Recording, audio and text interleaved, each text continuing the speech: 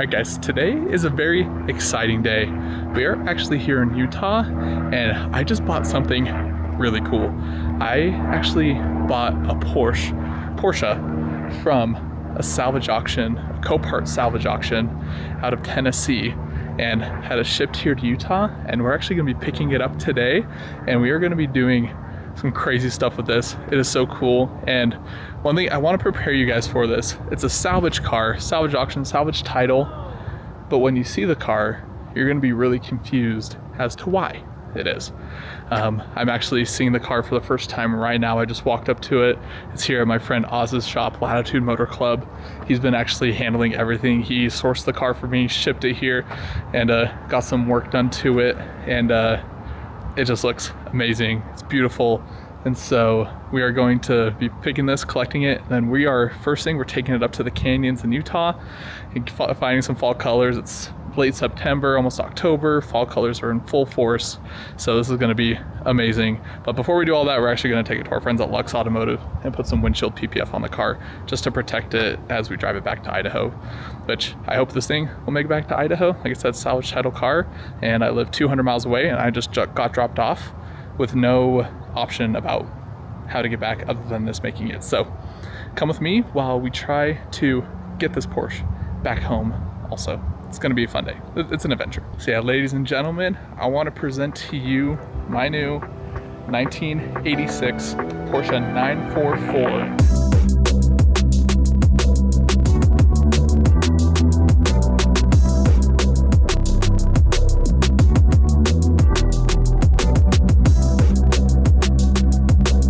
Just a naturally aspirated 2.5 liter, 4-cylinder, 5-speed manual.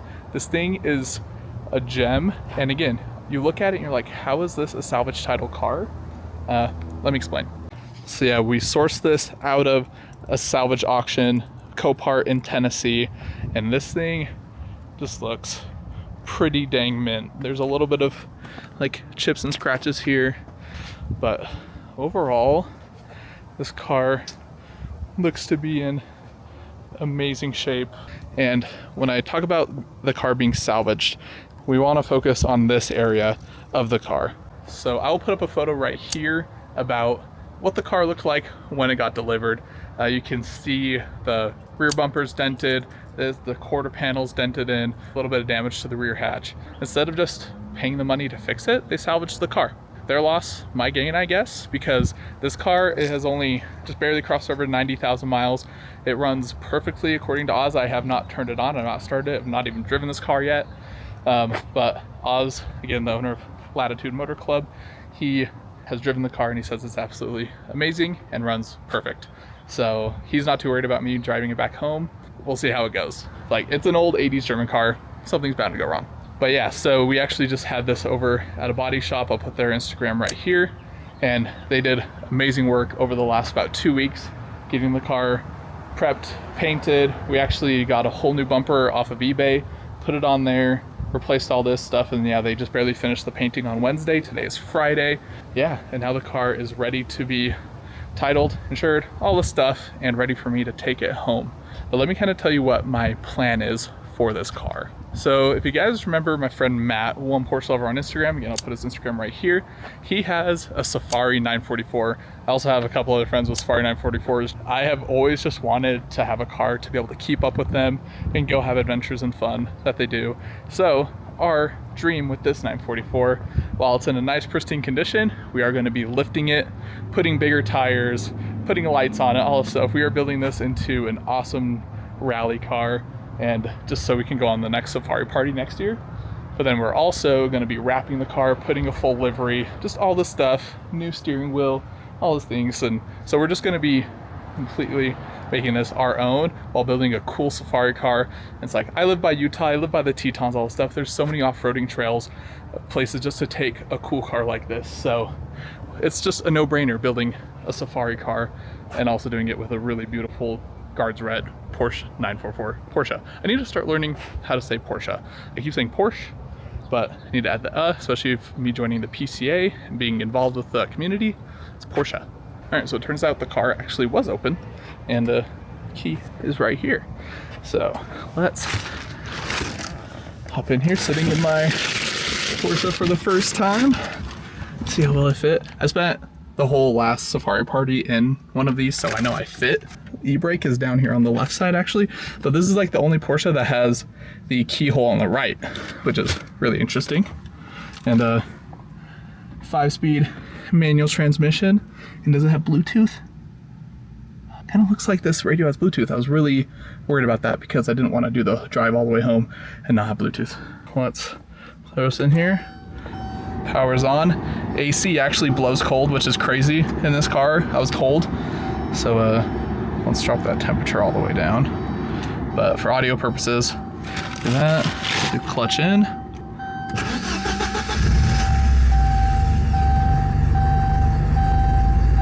Yeah, look at this, guys. This interior is clean. Not one crack on the dash. All of this is in perfect shape. So is this whole center console. Little ashtray. Ooh, some coins. And this has like the Porsche designer seats with Porsche all the way inscripted on the seats. Got a back seat. It's a hatchback too. It's got a ton of trunk space. This car does have the removable top, and yeah, this thing looks really good. Now this interior is perfect. I am going to be replacing this steering wheel. Kind of nice that it's like the leather wrapped one, but this has seen better days, so we are going to be replacing this. Like I said, this car just barely passed over 90,000 miles. And what's weird too, if you want to reset this trip odometer down here, there's no button on the center console here. It's actually this air vent right here that you push, and that resets your trip odometer. So let me push that, and yeah, see how it resets that down there. Let's see how this AC feels here. There we go, yeah, AC's blowing, sweet. I want to see if the flip-up headlights work. Boop. Yeah. So now I get to do the not so fun part and drive to the bank to go get a cashier's check of a lot of money to give to him for the car.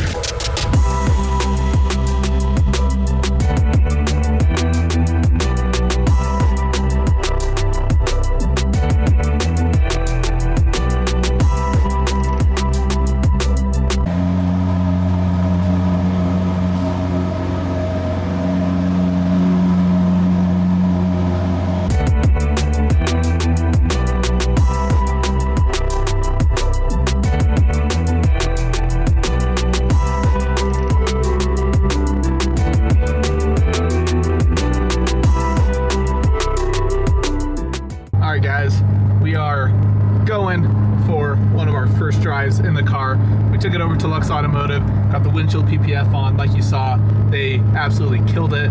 The windshield looks amazing. Can't even tell that it's protected, but feels so good knowing that it is protected, and I can take it on all these drives to Utah and not worry about it.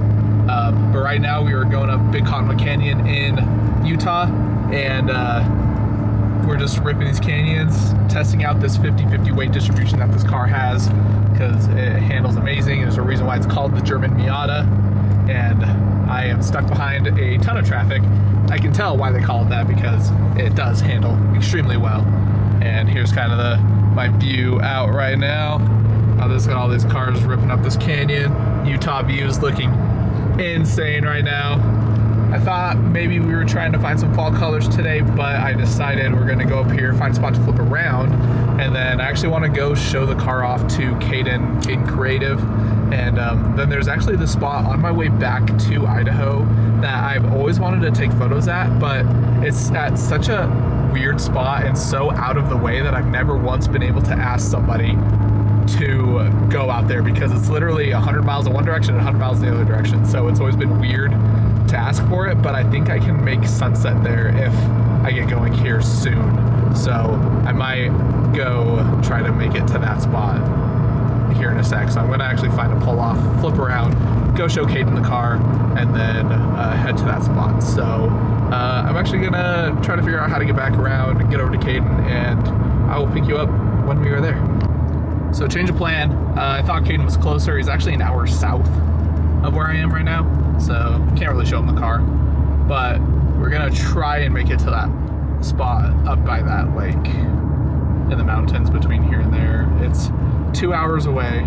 It's 5:07 p.m. right now, Sunset is at 7:15. So we have enough gas. We can make it. I haven't eaten since breakfast at 6 a.m. this morning. So I don't have any time to stop to get food, do anything like that. I'm really getting to learn this clutch right now. We're in a pretty packed stop and go traffic here in Salt Lake City. But sit rep so far, cruising around in this car, extremely comfortable, actually. I fit really well, have a pretty good amount of headroom. Seats are actually really comfortable. They're in perfect shape, but they fit me just right and actually have just the right amount of bolstering for me, which is surprising for not being the sport seats. Interior seating position is really good. The steering wheel on these cars actually can't move. You can't adjust where they are, so where it is just where it is. So you gotta hope that it's where you want it to be. Let me shift real quick. I'm still trying to learn this clutch a bit. You have to kind of pull out the clutch a bit slower than you think you do, or it starts really like lunging and jumping a bit, especially from the first to second. You have to be kind of slow on that pull out. That's what she said. But all in all, I think this is going to be a really nice long haul driver. Yeah, stop and go Utah traffic is not how I envisioned my first real maiden voyage drive on this goes. But what did I expect? It's 5 o'clock on a Friday here, or 5:30. So we're an hour and 30 minutes away from the spot that I really want to shoot this. Hopefully we can catch some sort of sunset. It is up in the mountains, so the sun might be kind of gone, but we still might get some really nice colors, and we can get some photos with the pop-up headlights turned on, because yeah, this car's got pop-ups and I love that. I'm so excited to just wink at people with them. We just arrived to the reservoir, got a sunset, and also the sun hitting the hills right there. So we're gonna whip out the camera, take some photos real quick. I don't think we're gonna be blocking anybody out here. Like you said, we're in the middle of nowhere in Idaho right now. And I swear if someone gets mad at me for blocking traffic out here, insane. But yeah, just look at this view right here with the mountains, back of the car. Definitely need to grab some photos. That looks awesome. And there's a lot of mosquitoes out here right now. We just popped up the pop-up headlights for the first time. Those look so good. You just can't beat 80s pop-up headlights. This is so sick. And yeah, look at this reservoir out here in Idaho. So cool. Sunset's going away, but we just got this like amazing round road that comes up through here, and that sunset just cresting over there.